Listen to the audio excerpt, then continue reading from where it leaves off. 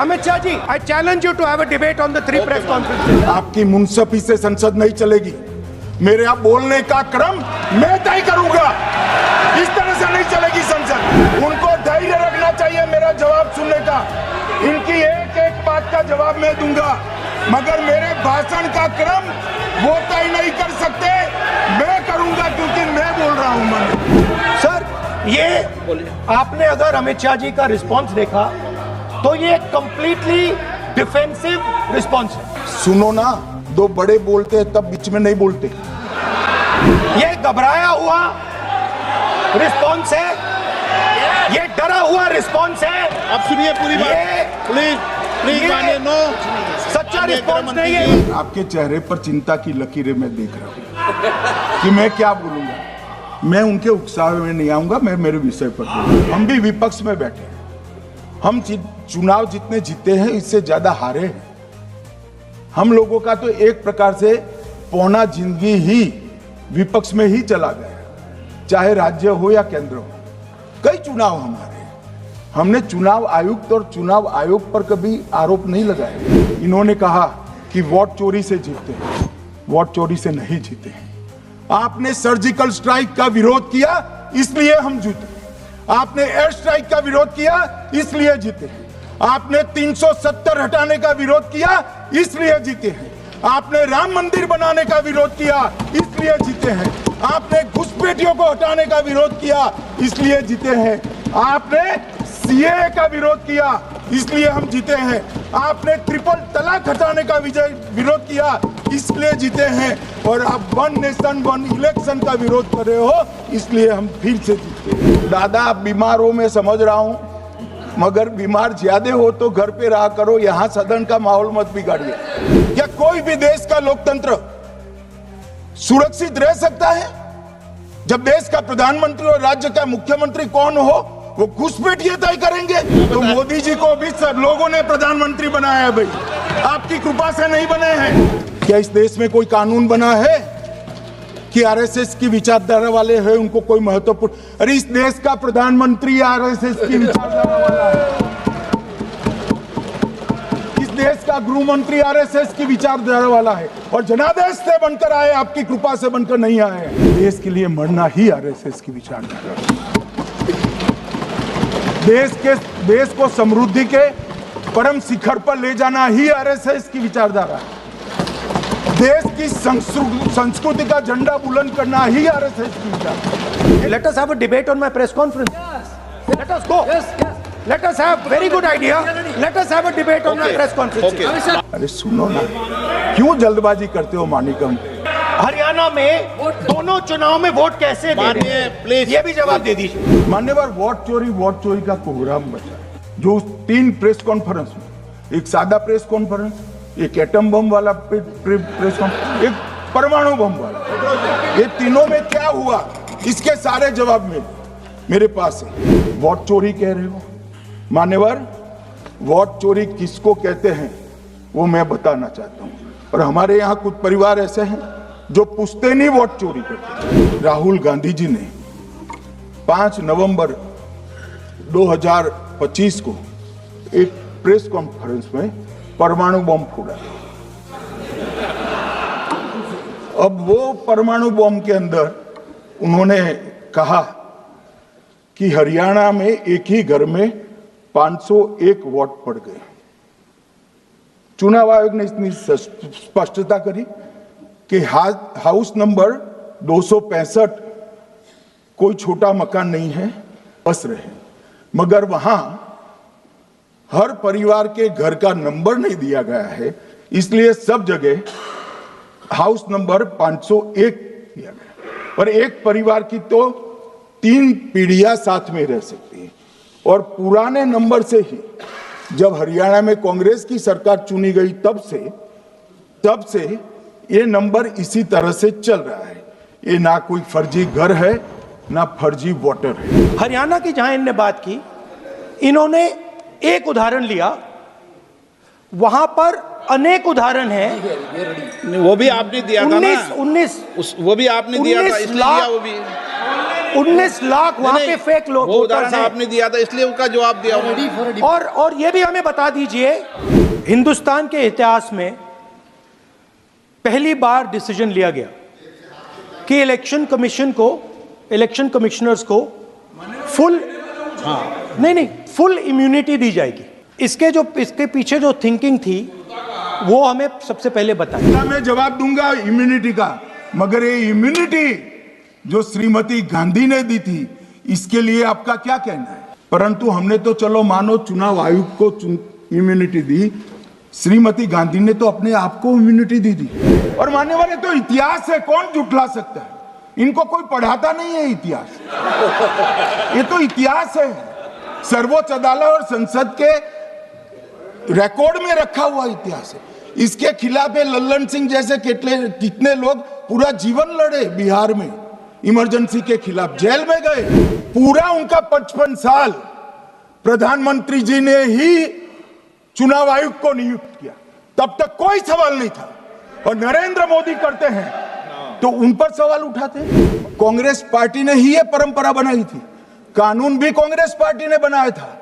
मगर आज आरोप करना है इसलिए आपने चुनाव चोरी कर लिया, चुनाव चोरी कर लिया, चुनाव चोरी के कहने से कुछ नहीं होता। जनता हमको सुनती है भाई, और हम जवाब भी देते। केस हारते हैं तो जज पर आरोप कर देते हैं, चुनाव हारते हैं तो ईवीएम पर आरोप करते हैं। ईवीएम की दलील अब गले नहीं उतरती तो वोट चोरी का मुद्दा लेकर आए। वोट चोरी का मुद्दा लेकर पूरा बिहार में यात्रा निकाली, फिर भी हार गए। अब हारने का कारण आपका नेतृत्व है, ये हारने का कारण ईवीएम और मतदाता सूची नहीं। अगर मतदाता सूची करेक्ट है तो क्यों शपथ लिया, क्यों चुनाव लड़ा? आप बताइए देश की जनता को। आप लोग यहाँ कैसे पहुंचे? ये वोट चोरी करते रहे, घुसपैठिया बचाओ यात्रा निकाली और बिहार में 2/3 बहुमत से हम जीते। एसआईआर का विरोध करोगे तो बिहार की जगह बंगाल और तमिलनाडु में भी साफ। एसआईआर क्या है? ये लोग जो कहते हैं इलेक्शन कमीशन कैसे तय करेगा, ये इनकी ड्यूटी है और ये हमारा निर्णय नहीं है, भारत की सर्वोच्च अदालत का निर्णय है और हम सब भारत की सर्वोच्च अदालत के निर्णय से बंधे हुए हैं। देश के अंदर चुनाव न जीते तो चुनाव आयोग को बदनाम करो, चुनाव प्रक्रिया को बदनाम करो, मतदाता सूची को बदनाम करो, ये हमारे लोकतंत्र का भला नहीं करेगा। इनको अब अगर प्रेस में कोई पत्रकार उनको पसंद ना आए ऐसा सवाल पूछते हैं तो तुम बीजेपी के एजेंट हो ऐसा कहते हैं। मगर आप अगर ऐसा मानते हो कि लोकतंत्र में आपको पसंद आए ऐसे ही सवाल पत्रकार पूछे तो ये नहीं हो सकता। इमरजेंसी नहीं है भाई, इमरजेंसी नहीं है। अगर ये मानते हैं कि इनको कोई पूछने वाला नहीं है, भगवान करे मैं गलत पड़ जाऊं, कांग्रेस के कार्यकर्ता इनका हिसाब मांगेंगे। एक दिन कांग्रेस के कार्यकर्ता इनका हिसाब मांगेंगे कि इतने चुनाव कैसे हार गए। और मैं आज कहना चाहता हूं टीएमसी के लोगों को भी, ये राहुल जी के साथ में रहकर घुसपैठिया बचाओ यात्रा बिहार में निकली, साफ हो गए। आप भी घुसपैठियों को बचाओगे तो वहां भारतीय जनता पार्टी का विजय तय। कि मान्यवर जब इनके जमाने में चुनाव होते थे, बिहार और यूपी में सरकारें बनाती होती थी, पूरे के पूरे वोट के बक्से हाईजैक कर लिए जाते। ईवीएम आने से ये बंद हो गया, ईवीएम आने से बंद हो गया। और मान्यवर चुनाव की चोरी बंद हुई है, इसलिए पेट में दर्द हो रहा है। ईवीएम कौन लेकर आए इस देश में? मान्यवर कौन लेकर आए? 15 मार्च 1989 को जब राजीव गांधी इस देश के प्रधानमंत्री थे, तब ईवीएम लाने का कानूनी बदलाव किया गया था। सुन लो। अब राजीव गांधी के ईवीएम के कानून का भी विरोध कर रहे हैं। अरे सुनो ना क्या प्रक्रिया हुई। ईवीएम का उपयोग सबसे पहली बार पूरे देश में 2004 में हुआ। पूरे लोकसभा चुनाव हमारे समय में ईवीएम का उपयोग हुआ। और 2004 के चुनाव में कौन जीता भाई?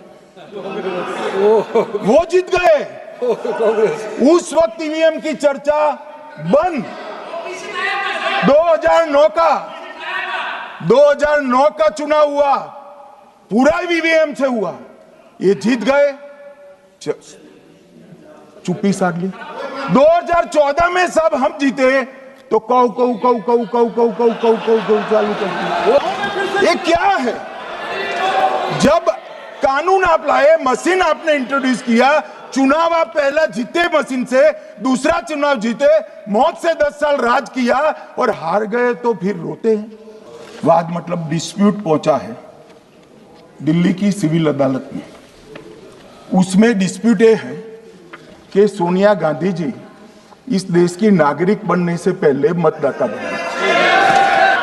Filed a case on Madam Sonia Gandhi's voting on that 80. Sir, that Ross Avenue Court dismissed that case without, there is no substance in that case. मान्यवर, मैंने इतना ही कहा है कि अदालत में केस चल रहा है जो फैक्चुअल है।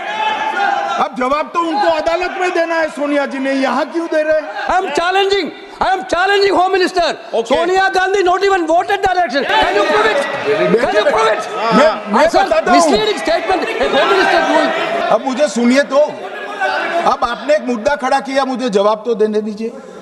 मान्यवर, मैंने कुछ ऐसा नहीं कहा, मैंने सिर्फ इतना कहा है कि एक वाद दायर हुआ है दिल्ली की अदालत में। मैंने कोई कंक्लूजन नहीं कहा, मैंने कहा कंक्लूजन का, मैंने कोई कंक्लूजन नहीं कहा। कंक्लूजन तो जब उनका नोटिस का जवाब वो दे देगी तब अदालत देगी, तब फिर से बताऊंगा मैं। मगर अभी तो मैंने सिर्फ इतना कहा है कि वहां एक केस रजिस्टर्ड हुआ है जिसमें श्रीमती गांधी को नोटिस इश्यू किया है। इसमें इतने लाल पीले होने की जरूरत क्या है? मान्यवर, जब उन्होंने कहा कि हम चुनाव सुधार पर चर्चा करने के लिए तैयार है, हम तुरंत मान गए और आज चुनाव सुधार पर ही चर्चा हुई।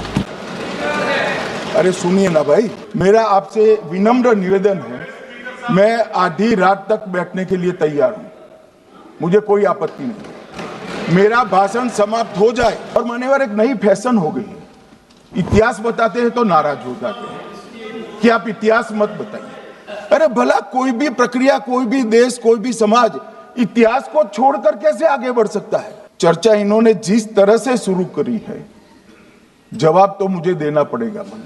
एक तरफा 4 महीने से झूठ फैलाया और देश की जनता को गुमराह करने का प्रयास किया। भाई, मतदाता सूची पुरानी हो या नहीं, आपका हारना तय है। ये मतदाता सूची से नहीं होगा। एसआईआर क्या है?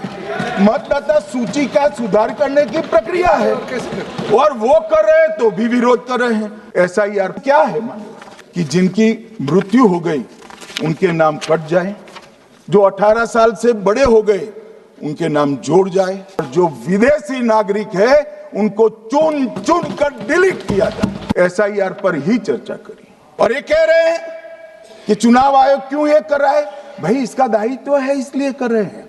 ये 200 बार भी बहसकार करेंगे, एक भी अवैध घुसपैठियों को इस देश में हम वोट नहीं देंगे।